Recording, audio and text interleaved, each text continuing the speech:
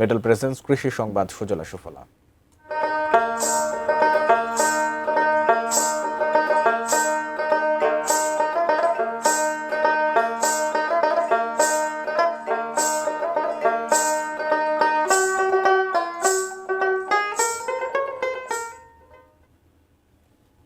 নাটোরে শুরু হয়েছে বিটরুট সবজির আবাদ।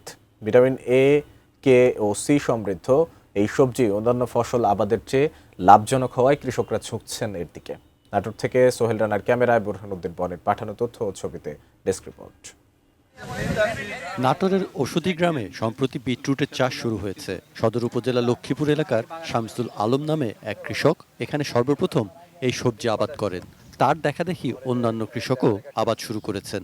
এই সবজি আবাদ করতে বিঘা প্রতি 40 থেকে 50 হাজার টাকা খরচ হয়, আর বিক্রি করা যায় 1 থেকে 1.5 লাখ টাকায়। তবে সিজন অনুযায়ী তা কম বেশি হয়। তাই সরকারের কাছে কোল্ড স্টোরেজ স্থাপন সহ প্রয়োজনীয় সহযোগিতার দাবি কৃষকদের।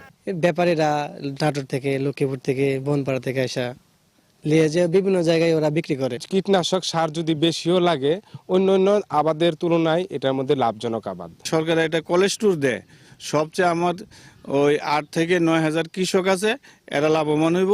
এই সবজিতে প্রচুর পরিমাণ ভিটামিন এ, কে, সি ও খনিজ লবণ রয়েছে।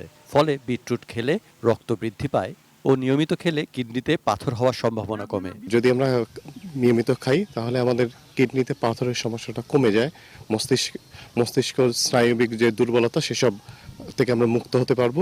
বিটরুট খাওয়ার উপকারিতা সম্পর্কে জানতে পারলে এই সবজির আবাদ আরো বাড়বে বলে মনে করেন কৃষি কর্মকর্তা। বিভিন্ন রোগের ক্ষেত্রে মানুষ এটি কিন্তু গ্রহণ করছে। আমরা বাজারে এর উপকারিতা যদি আসলে মানুষের মধ্যে সৃষ্টি হয় বা জানতে পারে, তাহলে আমার মনে হয় যে এটির চাষ ও সম্প্রসারণ হবে, আমরা মনে করছি।